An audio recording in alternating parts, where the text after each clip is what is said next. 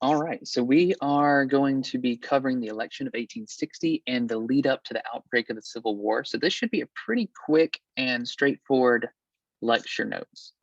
So just a quick uh, side note, the rise of Southern nationalism slide and slavery is our king slide we are going to cover in class. So you do not have to have that on this video. We will be covering it in class. So we're going to start though with the rise of the fire eaters. So the rise of the fire eaters. So we see that the Southerners had started to view themselves as being more Southern than as an American. So they started to view themselves as being like their own independent nation. And that led to them starting to demand that any new state must be guaranteed to be a free slave or to be a slave state. So these Southerners, they started to view themselves not only as being separate than Americans, so they view themselves as being more Southerner than American. They also started to demand that any new state that was added to the United States had to be a slave state. And so these fire eaters, as they were called for their independence from the United States. So they became known as fire eaters, the people that were calling for independence from the United States. So these Southern leaders, mainly elites, started to call for their independence from the United States. And this ultimately led to a split in the Democratic Party. So don't think of the Democrats as the Democrats as today or the Republicans of today. So, but anyway, leading up to the 1860s, the Democrat Party ended up becoming split between the North and the South over the issue of slavery. So obviously the Northern Democrats were against the expansion of slavery, whereas the Southern Democrats wanted to expand it into any new and free state. And so Stephen Douglas, who we mentioned kind of looks like Chucky, or Pennywise from It, Stephen Douglas was the nominee for the Northern Democrats, and he supported this thing called popular sovereignty, or it was also known as the belief that each state could vote on whether or not to have slavery. So he kind of met in the middle. He didn't want to come out against slavery, but he didn't want to come out for slavery. So he said, hey, they can have a vote. Each new state should be able to vote whether or not to have slavery or not. So popular sovereignty. And so leading up to this Democrat nominating committee, nobody had the majority. And so delegates from the 7 Southern states actually walked out of the 1860 convention in protest over Douglas getting the majority. And instead they nominated John Breckinridge from Tennessee, or excuse me, from Kentucky, as the Southern Democrat candidate who believed slavery was a right in all new states. So essentially the Democrat Party split between Douglas and Breckinridge, between the North and the South. So the Northern candidate was Douglas, Southern candidate was Breckinridge over the issue of slavery. So not only is it splitting the nation apart, it's splitting the Democrat Party in half. So that was that Democrat Party. In the North, or in the Republican nomination, on our next slide, we see that Lincoln ended up getting the Republican nomination. So Abraham Lincoln was able to get the Republican nomination because of his desire to hold the nation together and prevent Southern states from leaving the Union. So he wanted to hold the United States together, and he was willing to go to any length to prevent the United States from splitting in two. So we're going to see that he was willing to compromise on a lot. He actually was able to kind of compromise on his views of slavery in order to hold the nation together. So he was willing to allow slavery to exist in the South as long as the Southern states agreed not to leave. But some of his platform, or what he stood for, this is going to be important to know. So he was against the Dred Scott decision. He was against the expansion of slavery. He wanted to have these things called homesteads out west. And so a homestead, which is going to be important in our activity that we're going to work on, it essentially paid white farmers to take Native American lands.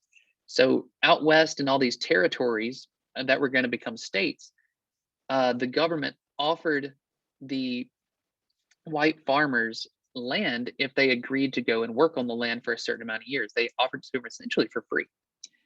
And then also he was for building a railroad from the East Coast to the West Coast, known as the Transcontinental Railroad. So from the East Coast to the West Coast, essentially. So that was the platform that Lincoln stood for. So we get to the outcome of the 1860 election. And really, the 1860 election was two elections in one, in many ways. So in the North, it was Lincoln and Douglas. And in the South, Lincoln wasn't even on the ballot in these Southern states. That's how petty these Southern states were. He wasn't even on the ballot. So it was between the two Democrats, Douglas and Breckinridge, as well as John Bell, who we're going to talk about in a minute, who ran on something called the Constitutional Union Party. And so overall, though, because the Democrat Party was split between two candidates and Lincoln ended up winning the election, even though he didn't win the popular vote. So he did not win the popular vote, but he received the majority of the electoral votes and ended up winning the presidency. And following Lincoln's victory, the 7 Southern states that we mentioned earlier decided to leave the United States. So they decided to secede, which that's going to be a good word to remember going forward for our vocabulary. They decided to secede, which this leads us to the Secession Movement. So slave-owning elites feared the Republican Party was getting working class support in the South, so they pushed Southern states to leave the US. So the secession was obviously over the right to own another human being, i.e. slavery, but the slave-owning elites feared that the Republican Party, which was against the expansion of slavery, was starting to get support in the South. So they started to push to leave. So they feared that their power and money was threatened. So they managed to get broad support by claiming it was the evil North that wanted to change their quote, quote, way of life. So because they saw their power and money being threatened, they said that they had to create some kind of villain. That villain was the North, who wanted to change their way of life, that way of life being the right to own another human being. So South Carolina was the very first state to secede. We're going to see South Carolina is going to play a huge role in the Civil War. And so this Declaration of Immediate Causes of Secession, this was written by Alexander Stephens, who looked like he died about 30 years before he made this speech. We're going to look at a picture of him and analyze his speech, but it was written by Alexander Stephens, and essentially it gave the reasons for why the Southern states seceded, which, shocker, they said that slavery was the first and most important reason why they ended up leaving. So contrary to what everybody that says states' rights, no, it was slavery.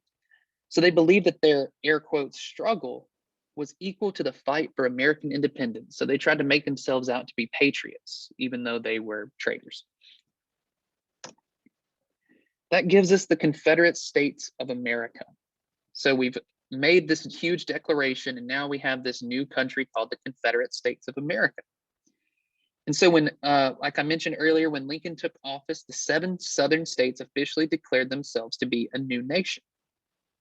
So Jefferson Davis, the former senator from Mississippi, who is pictured right here in the meme, became the new president, and Alexander, been dead 30 years, Stephens of Georgia became the VP.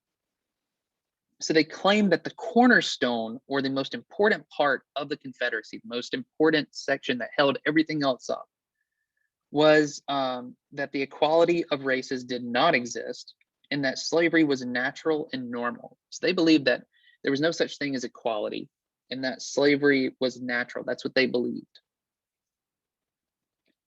So was this war inevitable, or was it bound to happen? Was the Civil War, was it always going to happen?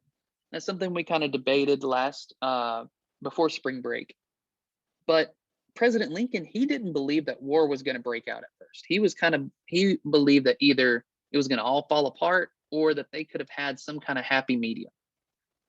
And so not all of the South seceded. Many of the upper South, known as the upper South states, aka the border states, did not join the South and leave in the Union. So like Kentucky and Delaware and a couple of other states, Maryland, did not end up seceding from the South. Also, large parts of white Southerners that were not slave owners, so essentially the people that weren't the Southern elites, did not have a desire to go to war. And so Lincoln hoped that the support for Confederates would actually die out without the war. So he was hoping that he could kind of get the working class Southerners that had no desire to go to war because they knew they would be fighting in the war. So he tried to get them to kind of, he was hoping that they would kind of kill the movement before it could even start. And Lincoln even went as far as to promise to leave slavery alone in the South if the Southern states would agree to rejoin the Union. So he was like, you know what? I don't like slavery, but I'm willing to let it continue if you will at least at least rejoin the Union. And that gets us to our final section of the notes. I told you it'd be short. Fort Sumter. This is where the culmination, it finally reaches its breaking point. So after months of trying to keep Southern leaders happy, the first shots finally took place on April 12th, 1861. So actually the anniversary is coming up soon. The Southern ships fired on the Union, this fort that the Union held in South Carolina called Fort Sumter. Lincoln declared 2 days later that there was he needed 75,000 soldiers to put down what he called a rebellion. And so less than 100 years after our nation's founding, our nation had ripped itself apart over the same issue that plagued us, which was slavery. So ever since our nation's beginning, as we mentioned in the original Declaration of Independence, in the original Constitution, they could have easily ended slavery, but they didn't. And so that issue was allowed to just kind of fester, was allowed to kind of just simmer. And eventually it finally boiled over less than 100 years after our official founding. So that's it for this lecture notes. Make sure to get these knocked down. It's like literally 10 minutes, so nothing too bad. And let me know if you have any questions.